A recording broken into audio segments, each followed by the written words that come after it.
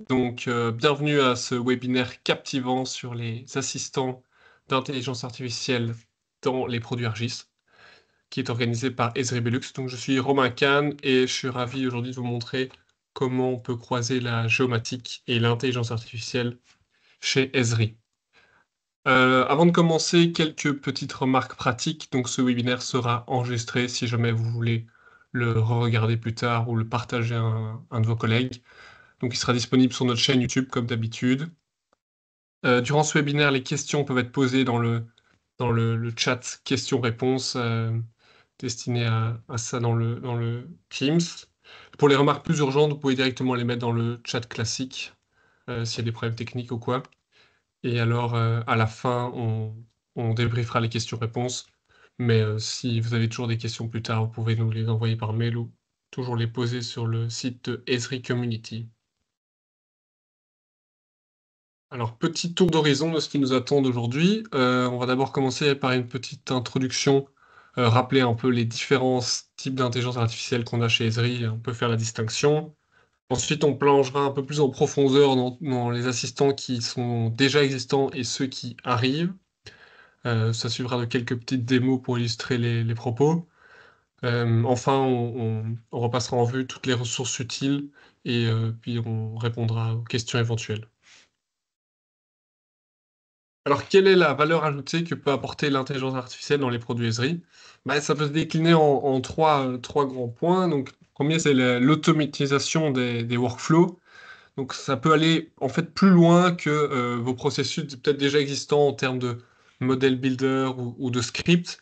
Ça va vraiment pousser ça plus loin en intégrant encore plus de géoprocessing et de manière plus complexe.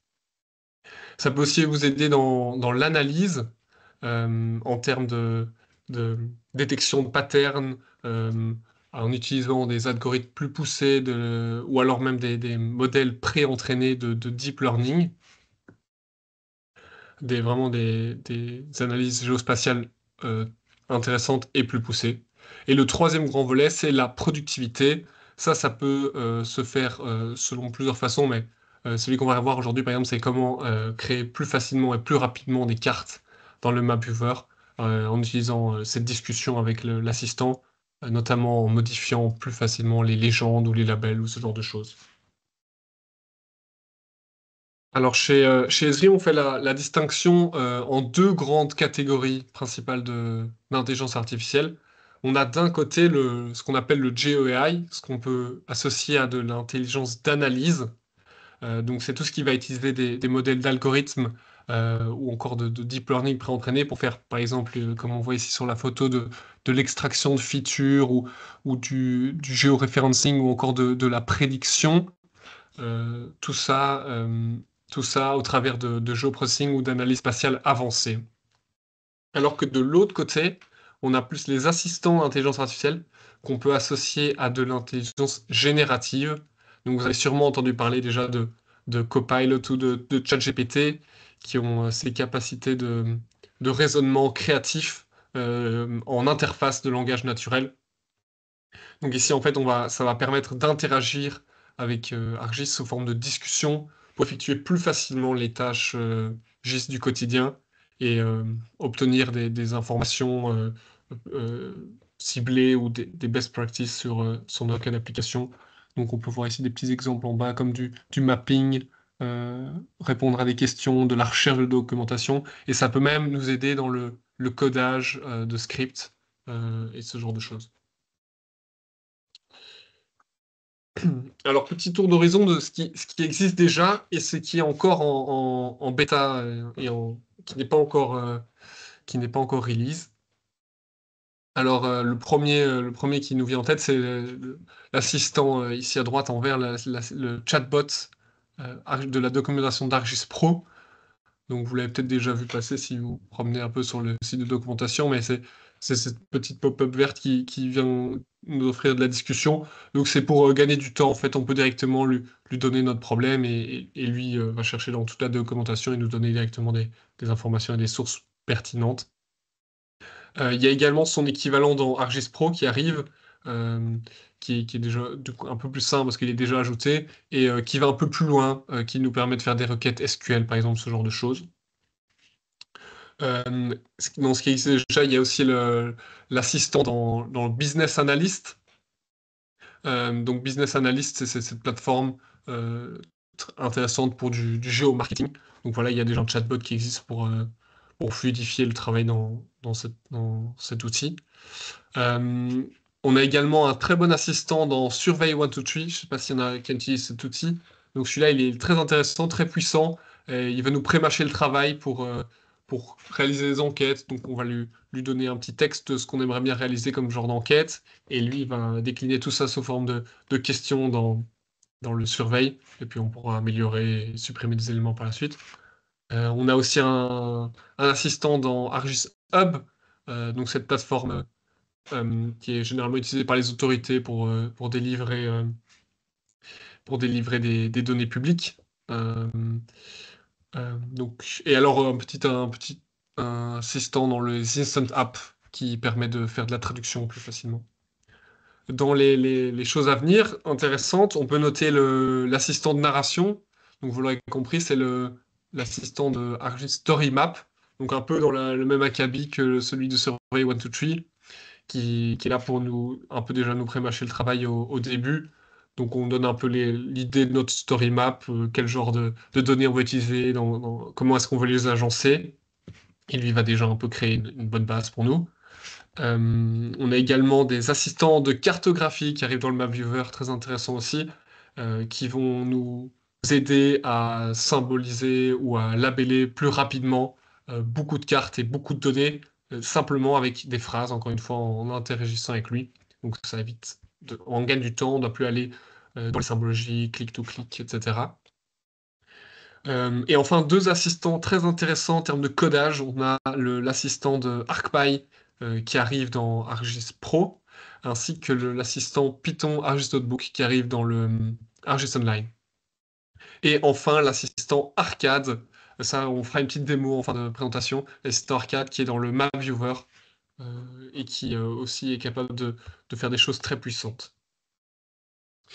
Alors, ceci étant dit, plongeons-nous un peu plus en profondeur dans l'assistant de ArcGIS Pro. Donc, comme je disais, c'est cette petite pop-up que vous avez probablement déjà rencontrée si vous cherchez de l'information. Alors, elle est très intéressante pour deux points essentiels, selon moi. C'est que, en fait, on gagne déjà un certain temps à lui formuler nos questions, dans le sens où il va aller chercher l'information plus directement, il sera plus précis, plutôt que simplement faire une recherche dans la barre de recherche du site. Il va vous apporter des trucs plus intéressants. Et en fait, il aura aussi le contexte de votre problème. Donc, c'est au fur et à mesure de la discussion qui sera vous guider de plus en plus en profondeur vers les bons articles et la bonne documentation. Et le deuxième point très intéressant, c'est qu'il met toujours en source les articles. Ici, c'est un peu petit, on voit peut-être, il met chaque fois l'article sur lequel il s'est basé pour vous fournir la réponse. Donc, on peut toujours aller vérifier déjà si ce qu'il dit est correct et, euh, et ensuite creuser dans cet article. À noter que cet assistant a été entraîné uniquement sur de la documentation ArcGIS Pro. Donc voilà, c'est source de fiabilité, mais il faut savoir qu'il ne sera que bon dans ArcGIS Pro. Donc un petit exemple pour illustrer tout ça. Ici, je me balade sur le site technique de support d'Esri. Et voilà, je vais lui donner un message d'erreur que j'ai eu qui ne me parle pas forcément. Je comprends pas trop à quoi c'est lié. Je lui donne ça en entrée. Et alors lui, il va directement chercher un peu dans tous les articles. Et il va me donner toutes les sources d'erreurs potentielles à mon problème. Euh, et après, libre à moi de creuser une source plutôt qu'une autre ou de donner plus de contexte sur l'outil avec lequel je travaille. La vidéo est en pause. Et tac.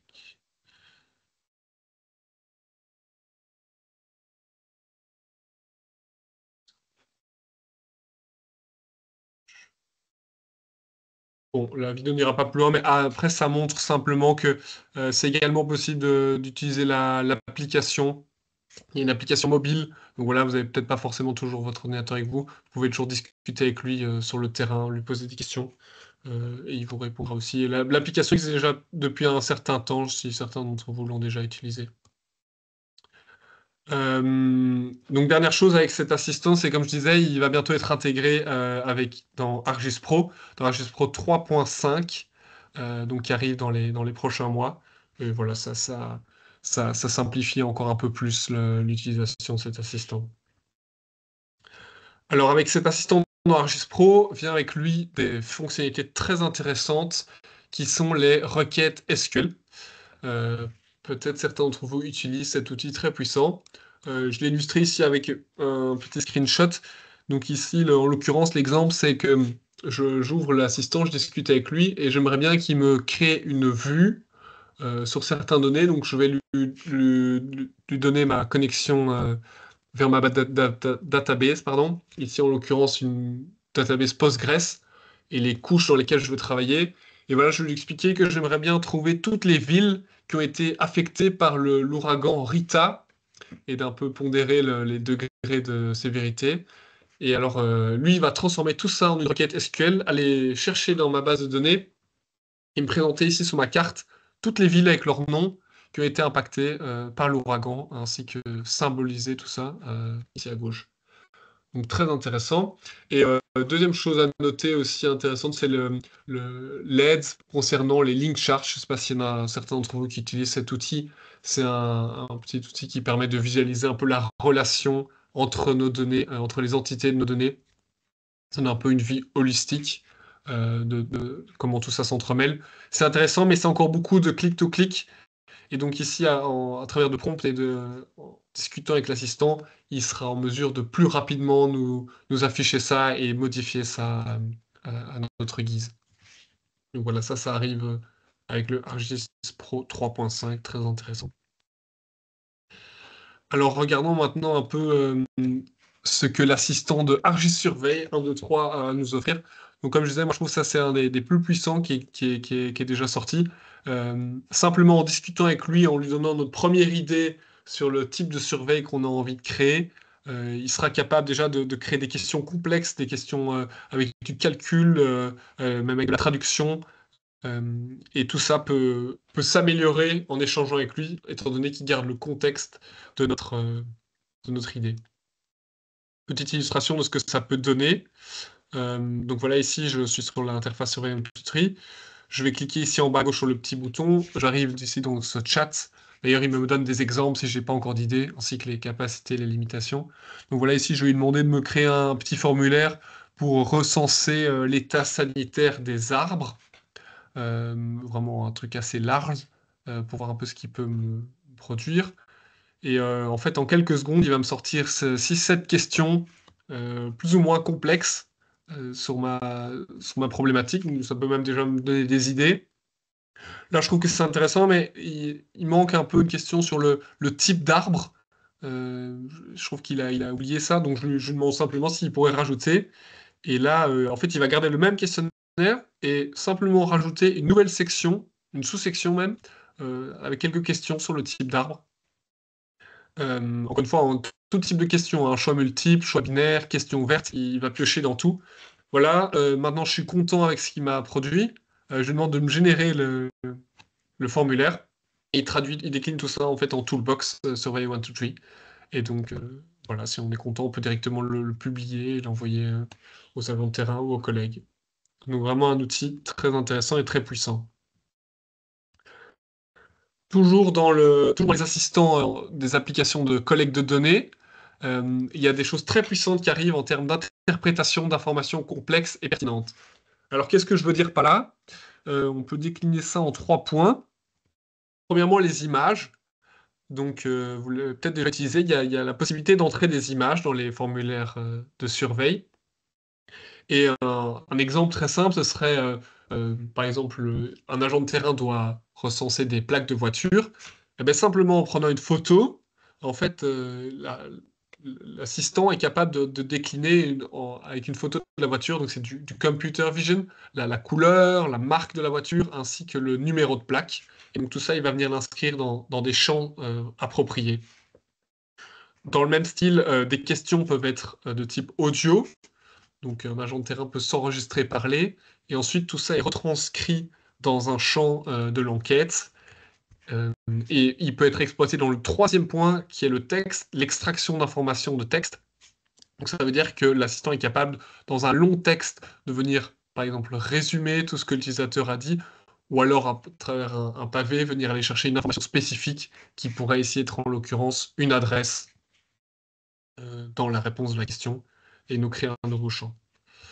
Donc ça, par contre, contrairement à ce que je vous ai montré juste avant, ce n'est pas encore disponible, c'est encore en phase de test, mais c'est vraiment très puissant. Petit tour d'horizon sur ce qui existe en termes de Argus Business Analyst. Donc, c'est pas un outil fort utilisé, mais une application très intéressante pour le ciblage de marketing avancé, de l'analyse spatiale, de la sectorisation, donc tout ce qui est géomarketing. C'est un assistant qui va travailler avec vous pour vous recommander du processus, pour naviguer à travers les données plus facilement avec vous, pour vous créer des rapports d'infographie intéressants. Donc voilà, si c'est un assistant qui vous intéresse, je vous invite fortement à aller consulter ce blog très bien fait ici sur le Business Analyst de juin 2024, mais il est encore fort à jour et très intéressant. Donc le lien sera effectivement repris plus tard. Euh, Petit tour d'horizon de Argis Hub. Argis Hub, donc je sais pas s'il y en a d'entre vous qui connaissent, mais c'est une application souvent destinée à l'utilisation de diffusion de données publiques, donc souvent utilisées par les autorités, par exemple, qui permettent de diffuser un catalogue de différents types de données publiques, en fait. Et alors, l'idée de cette assistance, c'est de naviguer, encore une fois, plus facilement à travers ces différentes données pour aller chercher une information finale qui nous intéresse. Alors, ce qui est intéressant ici, c'est que l'assistant va ne se baser que sur les données mise en lien dans l'Open Data Argus Hub. Donc, admettons, ma commune utilise Argus Hub. Eh ben, quand je vais chatter avec l'Argus Hub, je sais que c'est uniquement les données de ma commune, donc il y a une certaine fiabilité, et que c'est les dernières données mises à jour. Donc, c'est souvent actualisé. Donc, ça, c'est vraiment les deux points sur lesquels je peux me baser. Et un exemple, ce serait du style, voilà, sur le Argus Hub de ma commune, je voudrais savoir quand est-ce que passent les camions poubelles de carton dans ma rue. Donc voilà, je lui chatte ça et lui peut directement aller me retrouver cette information géolocalisée et croiser ça avec la bonne table de données et les bonnes données. Je pourrais aussi aller rechercher, par exemple, une carte qui recense tous les arbres de ma commune, euh, et puis après lui demander comment est-ce que je peux avertir que tel arbre est malade, etc. Et alors il pourra me rediriger vers la bonne donnée, ainsi que les bons points de contact. Donc c'est vraiment cette idée de naviguer plus facilement et plus rapidement vers certains types de données. Euh, petit ajout pardon, intéressant aussi, c'est l'assistant de traduction qui est désormais présent dans les Instant Apps. Donc voilà, petit ajout sympathique qui permet de toucher un public un peu plus large et de rendre vos applications Instant App un peu plus accessibles. Alors je vous avais promis des petites démos d'arcade. C'est le moment, on va regarder ensemble un peu ce qui est possible d'être fait avec Arcade. On va prendre ici un exemple de parc naturel aux États-Unis. Donc ici, j'ai ma carte avec, je vais activer les labels. Donc les labels qui sont basés sur le champ parc. Donc autrement dit, le nom des parcs, avec comme symbologie des petits sapins. Alors on voit ici que ma carte, elle est un peu confuse dans le sens où il y a beaucoup de texte. À chaque fin de nom de parc, il y a cet ajout National Park que je trouve un peu redondant.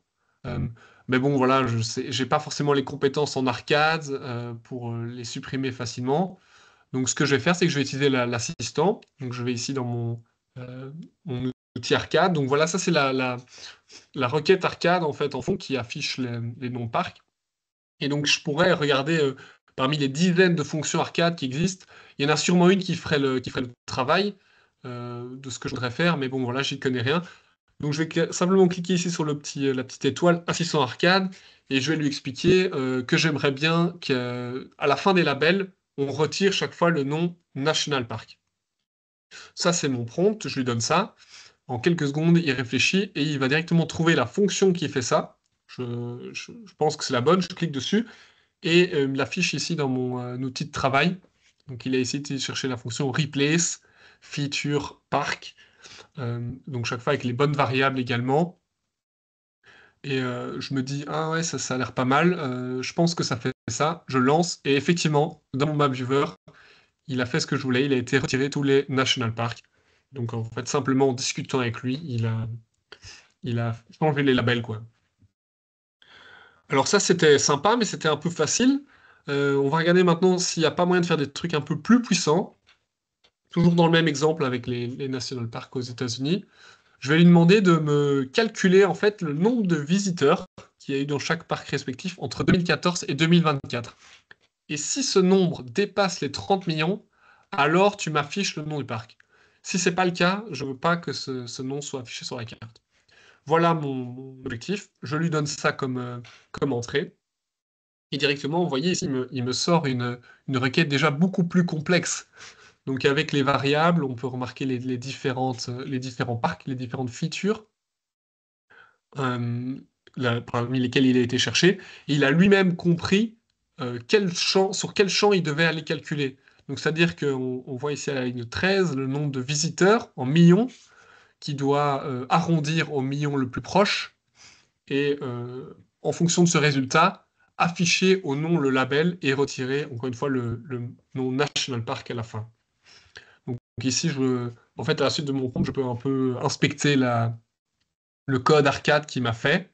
Et voilà, ici, je clique sur Appliquer et on voit ici qu'il a effectivement fait ce que je voulais. Donc, il n'a gardé que les parcs qui avaient plus de 30 millions de visiteurs entre 2014 et 2024.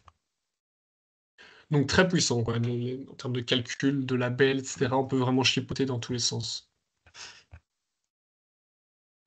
Alors un petit mot sur l'intelligence artificielle de confiance. Quelle est l'approche et la position d'Esri à ce niveau-là? On sait que c'est très important pour certains d'entre vous de savoir qu'est-ce qui est fait avec mes données.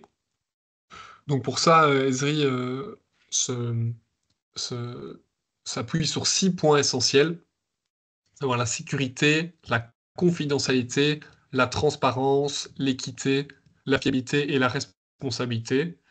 Donc si c'est quelque chose qui vous intéresse, je vous invite vraiment à aller consulter la page web d'Esri à ce sujet, qui détaille chacun des points. Et voilà, donc si par exemple vous êtes un peu inquiet sur la sécurité de vos données ou la confidentialité, ben, tout ça est détaillé dans ce document. Alors, tous les assistants qu'on a vus aujourd'hui, en fait, ils ne sont disponibles que si vous leur en donnez l'accord. Donc, ça se fait à travers votre portail, dans les settings. Vous voyez ici, c'est le nouvel onglet AI Assistant. Et c'est seulement en activant, parce que par défaut, c'est désactivé, c'est seulement en activant que vous donnez le droit à vous-même et à tous les collaborateurs le, le, le droit d'utiliser tous ces assistants. Euh, et donc, comme je disais, ce n'est pas le cas par défaut. Euh, alors, tous les liens utiles de toutes les ressources qu'on a mentionnées aujourd'hui, comme par exemple le chatbot, euh, la page vers la position d'Esri sur la confiance, les différents blocs que j'ai mentionnés, et également des ressources plus complètes sur chacun des produits Esri et leurs assistants respectifs. Euh, j'ai également parlé dans ce webinaire des outils qui étaient disponibles sur la page des Early Adopter Community. Voilà, je l'ai reprise ici. Je ne sais pas si tout le monde connaît cette page, mais c'est très intéressant. Si notamment il y a un produit en particulier que vous utilisez beaucoup, eh ben en naviguant sur cette page, vous avez la possibilité d'essayer en avance les prochains patchs et les prochaines mises à jour qui arrivent. Et voilà, et de donner votre avis, d'interagir aussi avec les développeurs sur les fonctionnalités que vous avez aimées ou moins aimées. Donc, pour ceux qui souhaitent à continuer à travailler avec ArcGIS et obtenir de nouvelles compétences, ben, j'attire votre attention sur notre événement d'ArcGIS Academy 2025, événement qui aura lieu le 22 mai, qui est une excellente occasion d'en apprendre davantage sur ArcGIS et d'acquérir de nouvelles expériences. C'est également, c'est également pardon, le l'occasion d'entrer en contact avec nos experts. Voilà, donc c'est vraiment, venez discuter avec nous si jamais vous avez des questions. Euh, et alors, vous pouvez trouver plus d'informations sur le site web targisacademy.be. En plus de ce webinaire, nous organisons aussi d'autres sessions intéressantes. Parmi les prochains webinaires, on a celui du 19 juin qui s'attarde à expliquer comment créer un fond de carte personnalisé dans Argis Pro et Argis Online. Et on a également quelques cours et coaching. Donc le prochain, ce sera sur la prise en main d'arcade. Donc voilà, justement, si vous avez été séduit par tout ce qu'arcade peut faire, ben, ça peut être l'occasion de se familiariser un peu avec le produit, dans l'idée d'utiliser l'assistant qui arrive. Il est maintenant temps de répondre à vos questions. Donc s'il y a des choses, des parties que vous trouvez un peu moins claires, ou vous voulez clarifier ou en apprendre un peu plus, bah, je vais regarder en fait en direct le channel questions-réponses. Ok, je vois qu'il y a pas mal de questions qui ont été posées. On va reprendre chronologiquement. Euh, Est-ce que l'intelligence artificielle peut être utilisée avec Utility Network, j'imagine UN, pour améliorer la qualité en réalisant des propositions de correction? Alors ouais, comme vous l'a dit ma collègue Gaëlle, non, c'est effectivement il n'existe pas encore d'assistant pour le Utility Network, même si c'est une bonne remarque. C'est quelque chose qui est certainement déjà en réflexion, et qu'on pourra appuyer pour vous, parce que il y a sûrement beaucoup à automatiser dans ce domaine. Bonne question. Alors ensuite, on a Thierry qui nous demande si les requêtes d'arcade sont toujours en anglais ou est-ce qu'on peut les faire en français. Alors, les requêtes d'arcade, donc j'imagine que vous parlez de cette démo là qu'on faisait dans le Map Viewer. Vous pouvez les faire dans toutes les langues, enfin dans toutes les langues supportées par Esri du moins. Vous pouvez chatter en français. Ici, l'exemple est en anglais en fait parce que c'est pas encore disponible, donc on a dû prendre des ressources de nos collègues américains. Mais vous pouvez tout à fait euh, formuler vos requêtes en français et il sera capable de le comprendre et de le traduire en code arcade, sans souci. Voilà, j'espère que ça répond à votre question. Euh, Ensuite, on a Julien qui demande où a-t-il été chercher la base des données des visites des parcs? Ouais, c'est ça, c'est des données publiques qu'on a repris de nos collègues chez Esri Inc., mais c'est tout à fait déclinable à des données belges, hein. C'est juste que, encore une fois, comme c'est des choses qui arrivent, on n'a pas forcément accès à tout, mais on pouvait vraiment faire ça sur tout type de données. Là, on a pris quelque chose un peu parlant, un peu visuel, mais ça s'applique un peu à tout. Ensuite, on a Ricardo qui demande si la traduction que vous aviez présentée peut aussi s'appliquer au niveau des données de la base de données via le logiciel de collecte, exemple Collector. La traduction. Donc la traduction, peut-être que vous faites référence à l'assistant de traduction dans Instant App, euh, qu'on avait ici. Donc ici, l'exemple était montré dans Instant App, mais je pense qu'il faudrait aller vérifier, mais je pense que ça va également s'appliquer au niveau de la base de données des logiciels de collecte. Ils disent que c'est donc déjà disponible en Survey et Instant App. J'irai vérifier cette information, mais je pense que oui. Alors, je vais regarder le chat classique. Est-ce que nous aurons la vidéo après le webinaire? Oui, oui, vous aurez accès sans problème. Euh, Ce sera disponible début de semaine prochaine.